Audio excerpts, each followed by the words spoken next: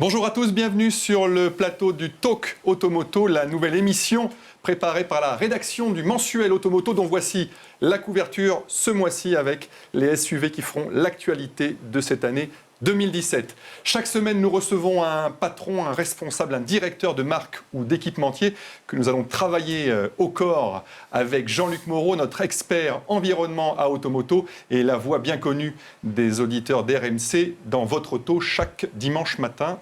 Bonjour Jean-Luc. Bonjour Monsieur Lionel.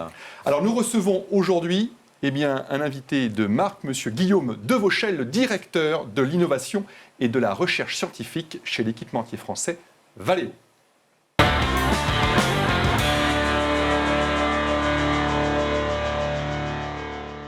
Monsieur Guillaume Devauchel, bonjour. Bonjour. Ravi de vous accueillir sur ce plateau, parce qu'en quelque sorte, vous êtes finalement la personne qui nous fabriquait la voiture du futur, quelque part. En tout cas, les technologies pour la voiture du futur.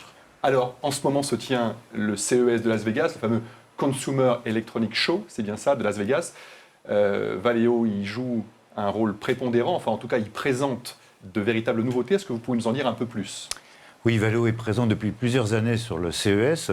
Pourquoi ? Parce que ce salon devient de plus en plus un salon automobile, aussi curieux que ça puisse paraître. Qui concurrence Détroit d'ailleurs, du coup, voilà, qui a lieu à peu près au même moment, c'est ça ? Le salon traditionnel de Détroit a décalé ses dates pour venir après le CES, puisque la plupart des acteurs de l'automobile choisissaient d'aller au CES. Et c'est très frappant de voir que l'automobile... Vous me direz, entre Las Vegas et Détroit, on il n'y a pas photo. assez facilement. Pour passer une semaine. Pour la rigolade, je parle. Après, le reste, on ne sait pas. Pour l'industrie automobile, c'est pas si évident que ça, parce que Détroit, c'est quand même un cœur qui bat pour l'automobile. Mais c'est frappant de voir que l'automobile est au cœur de ce qu'on appelle l'Internet des objets. C'est vraiment une nouvelle frontière pour l'industrie de l'électronique. Alors, à Las Vegas, présent, vous avez dit depuis combien de temps Ce sera la quatrième année consécutive. Quatrième année. Avec quoi comme innovation ? On a vu les années précédentes les systèmes de valet de parking automatique. Bon, évidemment, la voiture autonome est au cœur de ce débat. Cette année, que présentez-vous d'intéressant et qu'est-ce qu'on aura sur nos véhicules demain et après-demain ? Alors, on présente un véhicule autonome, je dirais encore plus autonome, encore plus réaliste. Oui, parce que chaque année, on vous dit c'est le véhicule autonome, mais on a le sentiment que celui de l'année d'avant était beaucoup moins autonome que celui que vous présentez maintenant. Alors, ce qui est avalé n'a plus de saveur, le progrès est continu. Ce qu'on a présenté la première année, le parking autonome, donc le conducteur n'étant plus sur la voiture, et maintenant sur les routes avec les Mercedes classe E. Donc, vous voyez, entre le moment où on le présente et le moment où ça se trouve sur la voiture de monsieur. Pouvez-vous nous réexpliquer ce que c'est Expliquez-nous un peu le principe. Alors, c'est ce qu'on appelle le Park for You Remote. Donc, on télécommande sa manœuvre de parking directement à partir du smartphone. Donc, en fait, le véhicule reconnaît la place de parking et va se garer tout seul. Simplement, la loi oblige de rester, que le conducteur, si je peux m'exprimer ainsi, garde le pouce sur l'écran du smartphone pour valider la manœuvre. C'est tout. À quelle distance, du coup, se tient-il par rapport à la voiture ?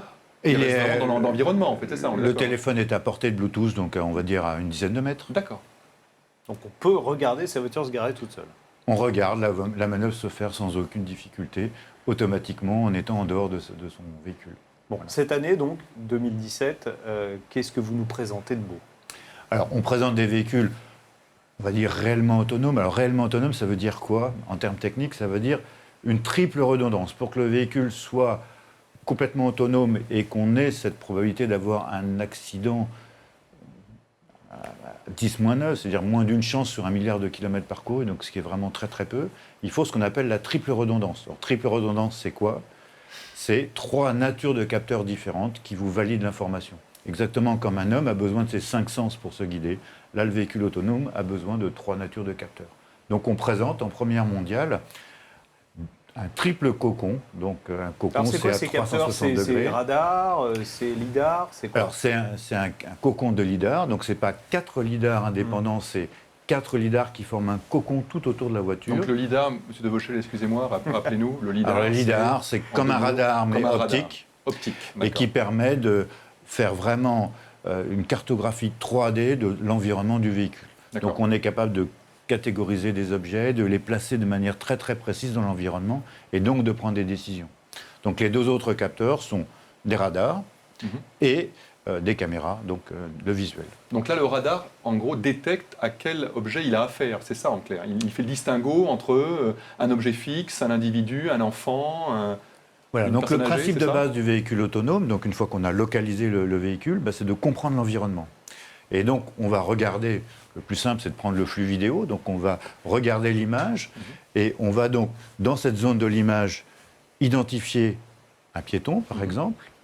Le scanner LiDAR va confirmer que c'est bien une silhouette de piéton, que c'est bien une silhouette 3D et non pas simplement un écran vidéo, par exemple un écran publicitaire. Et puis le radar va confirmer la distance, mais vraiment au centimètre près. Donc avec les 3 informations, on a la quasi-certitude que c'est bien un piéton. Et grâce à l'intelligence artificielle, on n'a pas besoin de voir toute la silhouette, on a besoin de voir soit un visage, soit des mains, enfin des éléments caractéristiques. Alors, vous parlez d'intelligence artificielle, la puissance de calcul installée sur ces véhicules, aujourd'hui, c'est quoi si on voulait faire un parallèle? C'est beaucoup plus qu'un Airbus d'il y a 10 ans ou d'il y a 15 ans. C'est énorme, donc les progrès de l'informatique permettent en fait ces calculs en temps réel, dans la milliseconde, pour prendre les bonnes décisions à chaque instant. Puisque le véhicule autonome, toutes les millisecondes, ou toutes les 2, 3, 4 millisecondes, va vérifier ce qui se passe et prendre des décisions. Et évidemment, c'est impensable d'attendre. Cette technologie dont vous parlez, c'est ce qu'on appelle Scala chez Valeo. Alors chez Valeo, donc en première mondiale avec Audi, Oui. on présente donc un scanner LiDAR, donc qui permet cette reconstitution 3D de l'environnement. Aujourd'hui donc sur l'avant du véhicule. Et à Las Vegas, un peu plus futuriste, on présente le cocon, cette fois-ci non pas à 140 degrés, mais à 360 degrés. D'accord. Donc là, Audi inaugure donc le premier cocon, on va dire. Hein. C'est Audi qui aura la chance également d'inaugurer le second. Comment on le sait déjà ou comment ça va se passer en fait concrètement? On le sait déjà, mais on ne peut pas en parler. D'accord. Et on le voit quand ce cocon 360 alors sur les routes? Quand est-ce qu'on peut l'espérer? Avant 2020. En 2020. Alors moi, je suis curieux de savoir les cas de figure qui peuvent être rencontrés par la voiture autonome. Est-ce que c'est des cas de figure que la machine peut interpréter elle-même, ou c'est obligatoirement de l'expérience, du test, des kilomètres parcourus, où on va justement reproduire tous ces cas de figure et le mettre dans la mémoire du calculateur qui ira chercher en fonction des informations qu'il a la réponse qu'il doit donner? Alors, les cas de figure sont infinis. Hein. Vous voyez bien que quand vous roulez en la Bretagne ou dans la Savoie, c'est très différent. L'être humain peut s'adapter même à des cas de figure qu'il n'a jamais vécu, alors qu'une machine ne peut pas anticiper quelque chose qu'on ne lui a pas programmé. C'est ça la difficulté. Alors, il y a une base d'algorithmie, c'est-à-dire déterministe. C'est vraiment des mathématiques.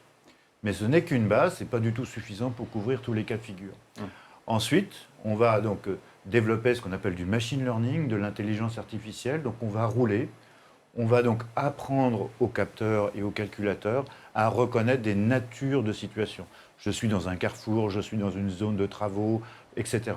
Donc on va cataloguer les cas et ensuite le véhicule va s'adapter à chacun des cas sans que ce soit totalement déterministe. C'est-à-dire que le véhicule ne fera jamais 2 fois la même chose, exactement comme un être humain.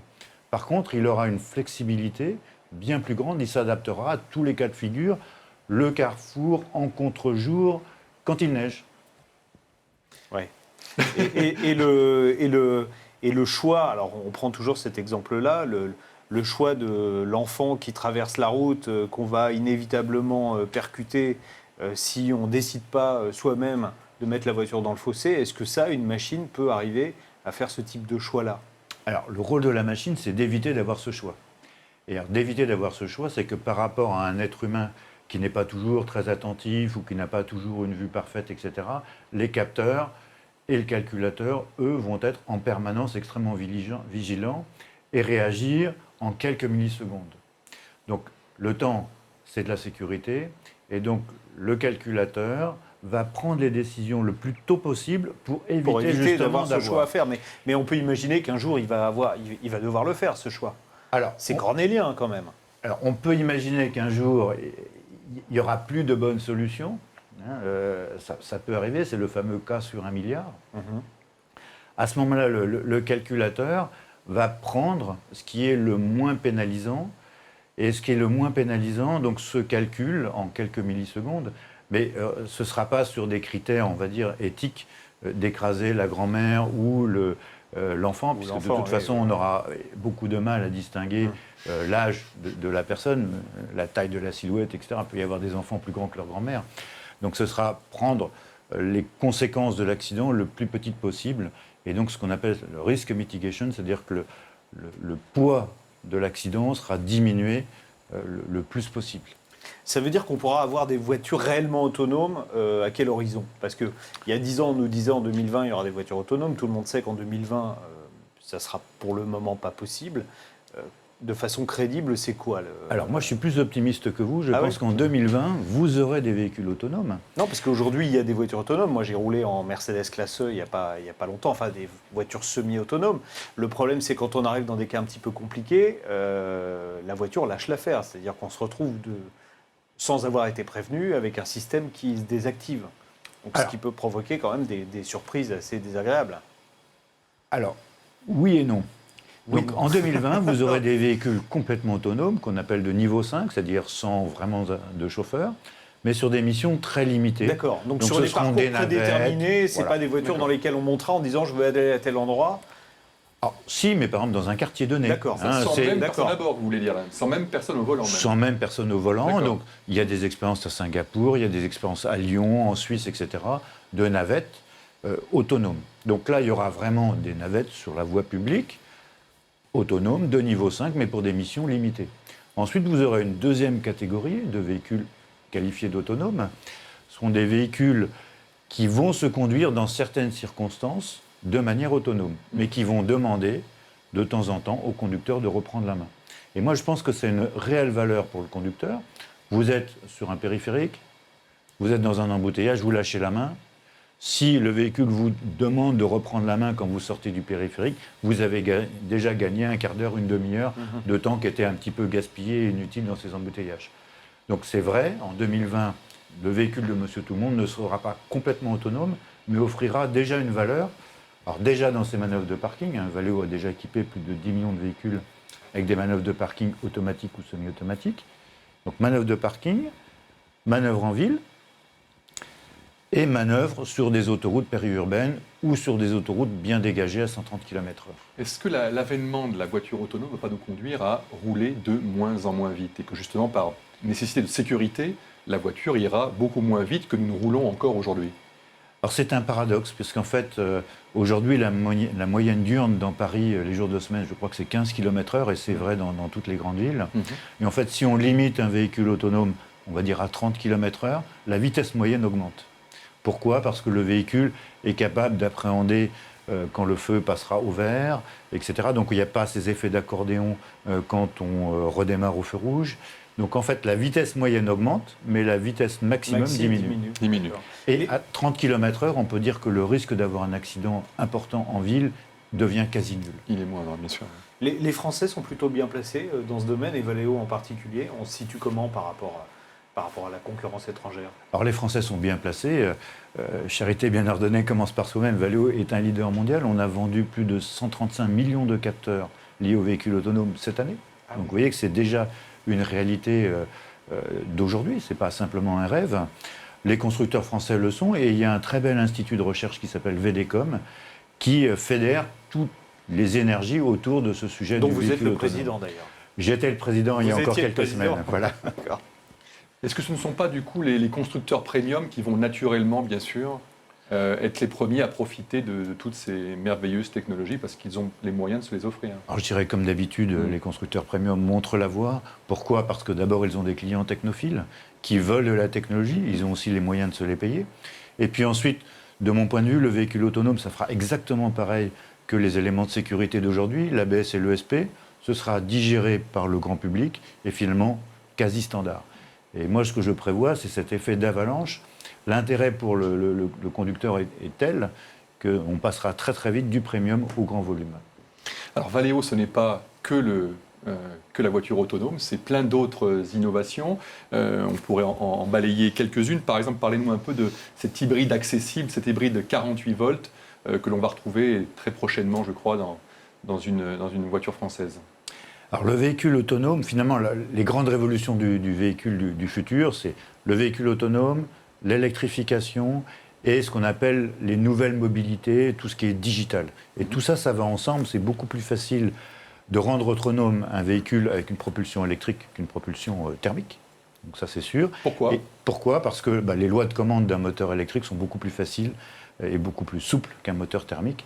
Il n'y a pas de plein à faire au sens actuel. Il n'y a pas besoin de mettre un pistolet, donc on est capable de se recharger par induction, par exemple.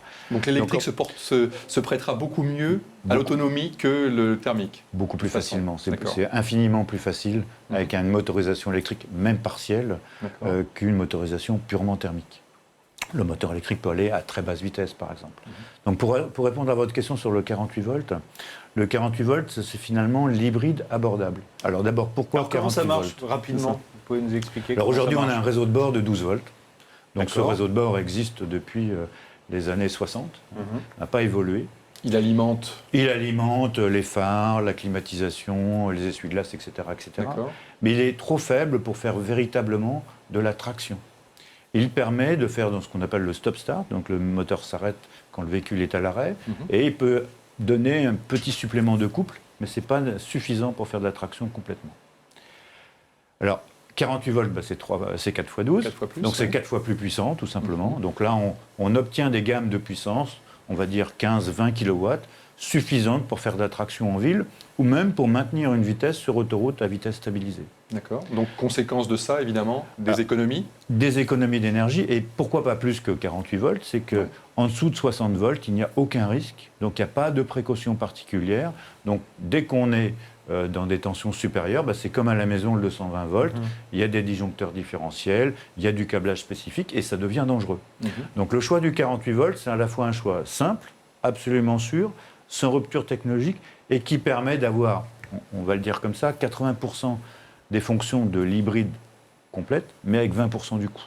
Donc c'est finalement une solution de volume abordable pour monsieur tout le monde, qui permettra par exemple des manœuvres électriques, purement électriques, dans ces manœuvres de parking ou ces manœuvres d'embouteillage. Pour quelle économie à la pompe, à peu près on peut estimer en gros l'intérêt, le gain potentiel à la pompe. Alors, vous savez qu'on est dans une interprétation des cycles, etc. Donc je ne vais pas vous parler d'économie normée, puisque les cycles représentent de moins en moins la vraie l'usage. vie. On va dire qu'en ville, on a au moins 30% de gains par rapport à un moteur purement électrique. C'est énorme. Alors pourquoi c'est énorme ? C'est simple à comprendre. Le moteur électrique et les batteries associées permettent de récupérer l'énergie qui est aujourd'hui perdue lors du freinage, des phases de freinage, et capable de rendre cette énergie dans les phases d'accélération. Justement, vous parliez des cycles. Les cycles d'homologation vont changer prochainement avec l'arrivée du WLTP qui va radicalement redistribuer les cartes. Il y a des technologies jusqu'à présent, on a évoqué tout à l'heure le stop and start qui était très adapté au NEDC, donc à l'ancien cycle d'homologation, qui sont beaucoup moins sur le WLTP. Est-ce que ça va changer les technologies des véhicules dans un futur relativement proche, ces nouvelles normes d'homologation ? Alors un cycle, c'est d'ailleurs fait pour ça, ça influence les technologies. Mais on peut dire que le stop-start, par exemple, et Valeo est très très fier d'avoir été le premier à proposer cette fonction sur la Citroën C3. À l'époque, c'était quelques milliers de véhicules, et on estime qu'en 2020, 80% des véhicules neufs seront équipés d'un stop-start. Donc aujourd'hui, il n'y a plus besoin d'incitation réglementaire ou de cycle, puisque ça deviendra, ça sera très largement répandu. Donc le WLTP, effectivement, les cycles sont plus longs, donc favorisent moins les stop-start. Puis il y a moins de paliers. Il y a moins de paliers, les accélérations sont un peu plus fortes. Donc là, c'est censé être plus représentatif d'un cycle actuel. Est-ce que l'hybridation 48 volts qu'on évoquait tout à l'heure a plus d'incidence sur les résultats d'un cycle WLTP que sur un cycle actuel, par exemple ? Alors, l'hybridation 48 volts a sur n'importe quel cycle un intérêt évident. D'accord. Ensuite, ça va dépendre de la taille de la batterie, etc. Parce que vous savez que les cycles ont une durée et qu'effectivement, si dans cette durée, on n'a pas vidé la batterie, on a une consommation qui est très très faible. C'est pour ça qu'il y a des véhicules aujourd'hui qui affichent des 25 grammes, 26 grammes de consommation ou 40 grammes, alors que dans la vie de tous les jours, la consommation est supérieure. Simplement, quand la batterie est vidée, la consommation de carburant augmente. Justement, vous parlez de batterie, Monsieur Duvauchel. Comment se fait-il que Valeo, avec toute cette formidable énergie que vous avez créatrice et innovatrice, vous ne fassiez pas vos propres batteries? Alors la batterie, c'est très très loin du savoir-faire de Valeo, c'est de la chimie. Donc Valeo, c'est de l'électronique, c'est des algorithmes, c'est de la mécanique, c'est de la mécatronique, mais ce n'est pas de la chimie.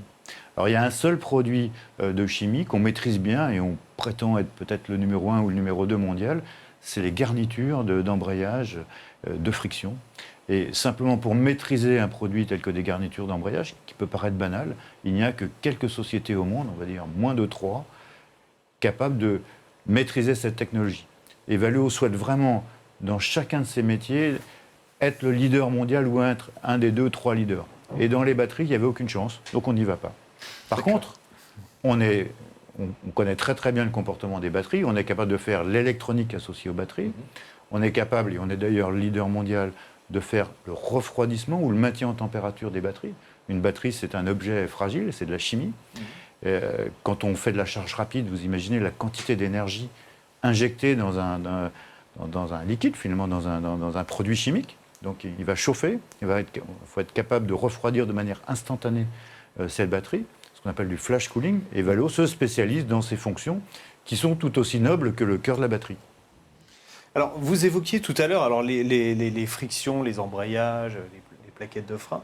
Il y a un sujet qu'on a abondamment commenté en fin d'année, c'est la pollution aux particules, en particulier en région parisienne. Alors, d'une part, sur les produits de friction, qui aujourd'hui sont une source de particules non négligeable, quelles sont les avancées sur lesquelles Valeo travaille? Et puis, deuxièmement, pour protéger l'automobiliste de la pollution extérieure aussi, qu'est-ce qu'on a comme avancée, en particulier sur les filtres d'habitacle, qui sont aujourd'hui indispensables on va dire, dans certains pays, et ça le devient en France d'ailleurs. En ce qui concerne les émissions, donc, un des avantages des véhicules hybrides ou électriques, c'est c'est déjà qu'on diminue, on diminue notablement l'usure des plaquettes puisqu'on freine beaucoup moins. Ouais. Donc ça, c'est déjà moins d'émissions, même si ce n'est pas zéro émission. En ce qui concerne l'embrayage, donc l'embrayage, c'est dans un objet fermé, donc il y a très très peu de particules qui s'échappent à l'extérieur. D'accord. Par contre, en ce qui concerne la protection de l'habitacle, donc Valeo fait des filtres d'habitacle, de plus en plus sophistiqués. Oui, c'est quoi d'ailleurs les progrès, les nouvelles technologies, c'est quoi? Parce que charbon actif, ça fait déjà un petit moment que ça existe. Alors les progrès, c'est de filtrer des particules de plus en plus fines, donc de 10 microns, de 2,5 microns, donc qui filtrent toutes les particules, on va dire. C'est aussi tout ce qui est la filtration des allergènes, des polluants, des composés organiques volatiles.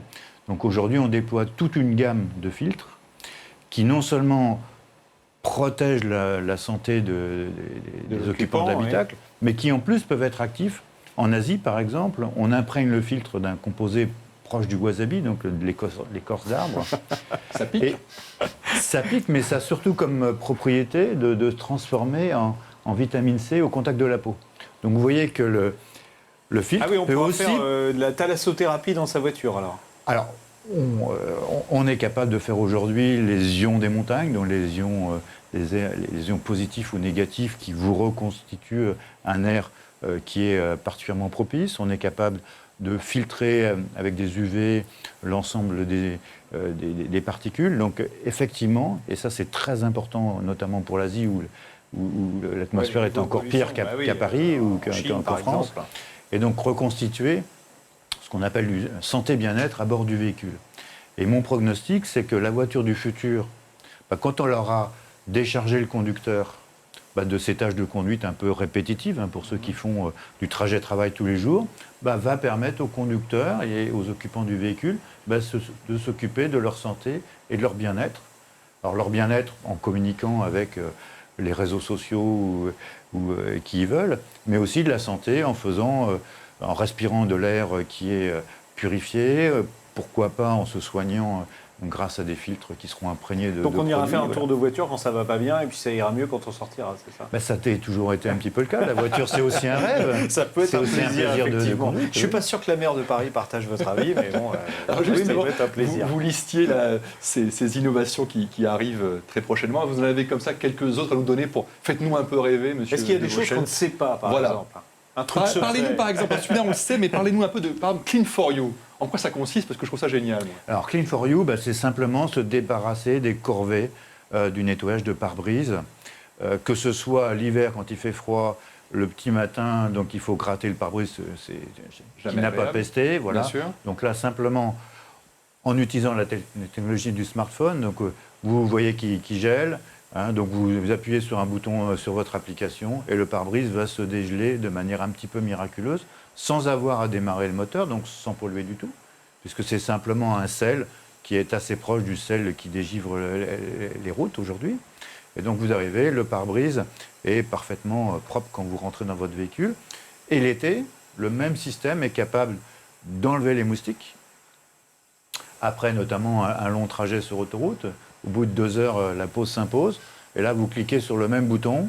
Et quand vous revenez de votre café, le pare-brise est propre. C'est génial. Voilà. Monsieur Devauchel, je vous remercie beaucoup. Merci pour toutes ces lumières. Merci Jean-Luc. On se retrouve la semaine prochaine dans le Talk Automoto pour un nouveau grand débat. Et bonne semaine d'ici là. À très bientôt. Merci à vous.